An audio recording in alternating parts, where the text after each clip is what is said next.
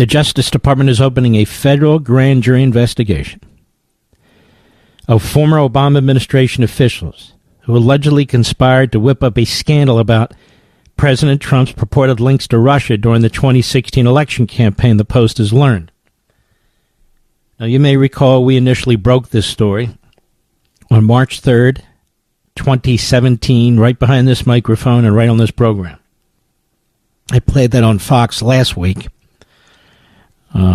I played the subsequent days when we were on Fox and Friends Sunday, and Pete Hegseth was interviewing me, and then the next day, our buddy Sean Hannity interviewed me. But we broke this story because I had pulled together all these news articles, and it was clear what was going on, obviously without the specifics, but I got close enough. The major legal development opens the door to criminal charges against prominent cabinet members who served then-President Obama, including former Director of National Intelligence James Clapper, former CIA Director John Brennan, and former FBI Director James Comey. It's not immediately clear whether the grand jury would be based heavily in Democratic Washington, D.C. or elsewhere. I would encourage them not to have it in Washington, D.C. Strongly discourage them from doing that. Trump and Carrot DNI Tulsi Gabbard have called for a federal probe into the early days of the Russia collusion probe, dubbed Crossfire Hurricane, though the commander-in-chief himself has acknowledged his predecessor likely is immune from prosecution due to a 2024 Supreme Court ruling on the criminality of official presidential acts. I tell you, I don't understand this. Not because I don't understand the law. I don't understand this. And I hear these legal analysts say the same thing, and I hope the Department of Justice is a little bit more mindful of what the court actually ruled. They talked about the presumption of immunity, but there's not necessarily immunity depending on how this breaks out. And so as they conduct their investigation, I hope they don't leave behind Barack Obama. Barack Obama, even if that is their conclusion, and they ought to have a very open mind about it, still may have information that is critical to the criminal investigation, to the grand jury. So I heard one commentator say today, one of the reporters say, so they likely won't be interviewing them. What does that have to do with anything? Even if the Supreme Court does immunize him, and again, I say that's an open book, they still need to talk to him. They still need to talk to him to find out what other people and he discussed. So he better get in front of that grand jury, and he better be questioned. And if he doesn't want to get in front of the grand jury, he better be open to questions. I mean, Bill Clinton was open to questions while he was president of the United States by a grand jury. President Trump had to answer questions in writing, he and his lawyer. There is no way Obama should escape being investigated. None. The opening of a federal grand jury investigation into Obama-era officials is a seismic development. Even years later, the ripples from Russiagate haven't settled. The possibility of charges for people like Clapper, Brennan, and Comey shows the demand for accountability runs deep. Legal debates over Obama's immunity capture a core tension. Power doesn't put anyone fully above the law. This is a moment to remember that justice isn't about who holds office, but whether the law applies equally to everyone. Let's see here.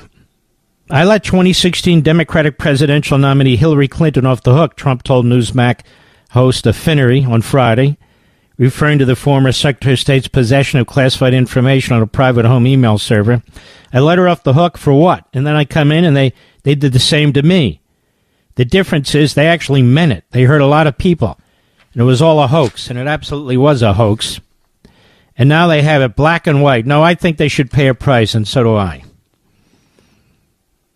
An email released by Gabbard showed that Obama ordered an intelligence assessment that found Russia intervened to help Trump defeat Clinton. Even Gabbard said U.S. intercepts actually showed the Russians expected Clinton to win and held back damaging material on her for later release. And not only that, the assessment said the Russians, of course, were trying to influence the election, but it was having no effect at all. And that they did not try to help Trump. Brennan is believed to be under investigation for allegedly lying to Congress in May 2023 about ex-British spy Christopher Steele's dossier of salacious claims against Trump. All lies, all of it. Brennan told Congress in May 2023 that the CIA was very much opposed to having any reference or inclusion of the Steele dossier in a major intelligence action report. But records show he actually wrote at the time, "I believe that the information warrants inclusion in the Obama-ordered assessment." I think they got that guy dead to rights. That's why they're going to make sure it's not in Washington, D.C. Comey was interviewed in May by Secret Service after posting an image interpreted as threatening Trump, which of course it was, and was accused by Republicans of lying to Congress in 2017. Giving false testimony to Congress carries a penalty up to 5 years, but has a 5-year statute of limitations. Okay, so what? I can come up... You know what, Mr. Producer? I touched on this when I was on with Maria B. Bartiromo, who was fantastic too. And I said, you know, folks, you could look at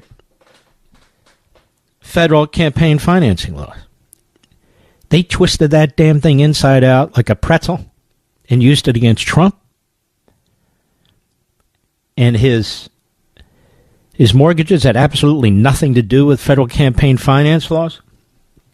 But they said the fact that he made legal payments and entered into non-disclosure agreements demonstrated that he wanted to withhold negative information, and therefore it was an illegal expense. You know, they had all this weird stuff in mind. Well, let me tell you something.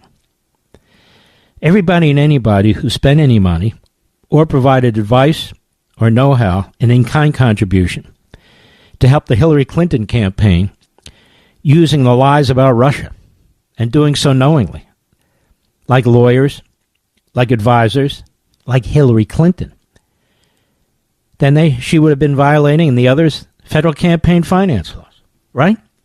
Because they're promoting a lie to influence the election. And they're using money to do it that was never reported as a campaign donation. And others who didn't use money but were providing support, it's an in-kind contribution.